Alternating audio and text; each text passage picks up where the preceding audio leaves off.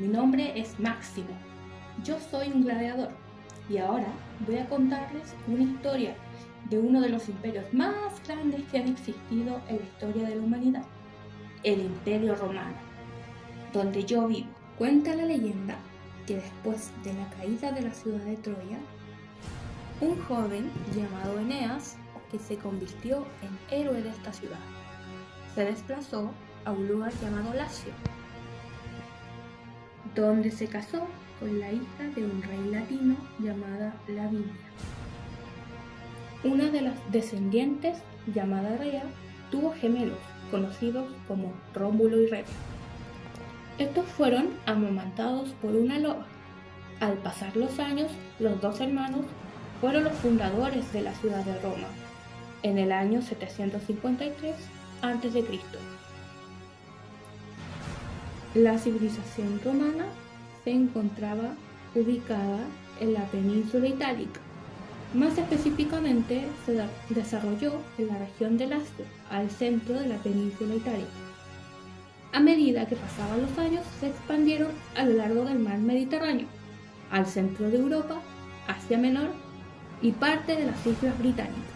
La civilización romana empezó a construir su base económica a través del comercio. A medida que iban conquistando terreno, debían asegurar las transacciones comerciales, que hablaremos luego de una de ellas. Además, se dedicaban a la ganadería, donde hacían crianza de animales. En la agricultura cultivaban vid, que se encuentra relacionado con la uva, los cereales y la oliva. Los romanos tenían una sociedad organizada de forma de dos clases sociales. Por un lado, se encontraba una aristocracia de propietarios, llamados patricios, y por otro se encontraba una clase popular, que luchaban por conseguir derechos a los cuales se les denominaba plebeyos. Una de las transacciones económicas estaba basada en el sistema de producción de esclavistas, donde la mayoría de los esclavos eran prisioneros de guerra.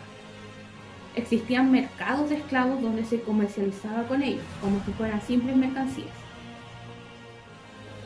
Entonces, podemos decir que la civilización romana estaba dividida en tres clases sociales, las cuales eran los patricios, que eran los nobles de la población, tenían todos los derechos políticos y económicos, eran los que podían ejercer cargos públicos. Los plebeyos eran los más numerosos, eran los ciudadanos libres, sin opción a tener cargos públicos, por lo que no gozaban de todos los derechos ni privilegios. Y el otro grupo, los esclavos, donde yo me encontraba, no eran consideradas personas, eran consideradas mercancías, no tenían derechos y eran posesiones de sus amos. El esclavismo era toda una instancia social en Roma. La civilización romana tenía un conjunto de manifestaciones artísticas como la pintura, la escultura y la arquitectura. Fueron desarrolladas en Roma entre los siglos VI a.C. y el 4 después de Cristo. El arte romano, así como la escultura romana en sí misma, sienta sus bases sobre lo que entramó lo político y social. Debido a la expansión de Roma, el arte romano se fue influenciando por las culturas itálicas primitivas, por el arte etrusco y por el arte griego, incorporando elementos culturales de cada pueblo conquistado, sus características y conformando así todo lo que hoy en día conocemos como arte romano. Las temáticas que se manejaban en el arte romano se ven fuertemente influenciadas por la política y se centraban principalmente en glorificar a personajes históricos influyentes o representar batallas. La arquitectura se caracterizó por su uso del arco de medio punto, la bóveda de cañón corrido y la cúpula, y por el desarrollo del hormigón armado como material de construcción. La arquitectura de Roma fue caracterizada por la monumentalidad, no solo por el espacio que ocupaba, sino también por su significado. Esto viene dado también por la idea de la inmortalidad del imperio.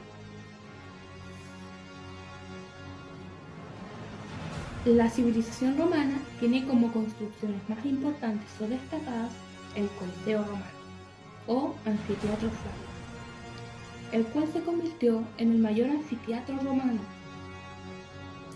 con una estructura elíptica de 188 metros de longitud, 156 metros de ancho y 57 metros de altura, donde se realizaban espectáculos como las peleas de gladiadores, en los que yo participaba.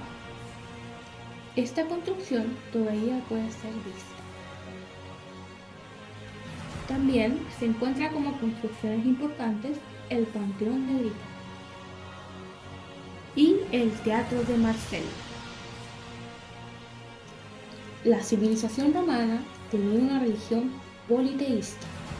Esto quiere decir que creían en varios dioses.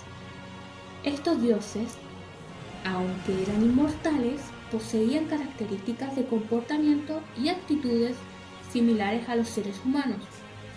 De acuerdo con los romanos, los dioses decidían la vida de los mortales. El dios Júpiter fue el de mayor importancia, considerado la divinidad suprema del panteón romano. Cada entidad divina representaba las fuerzas de la naturaleza y los sentimientos humanos. El Imperio Romano dejó varios legados a toda la humanidad. Entre ellos se encuentran el derecho romano, que se creó con el fin de vivir honestamente, dar a cada cual lo suyo y no dañar a nadie. Bajo este precepto se fueron tejiendo las bases del derecho romano que pretendían una mejor convivencia entre todos los romanos. El derecho romano son leyes escritas en las cuales se establecen los derechos y deberes de cada ciudadano.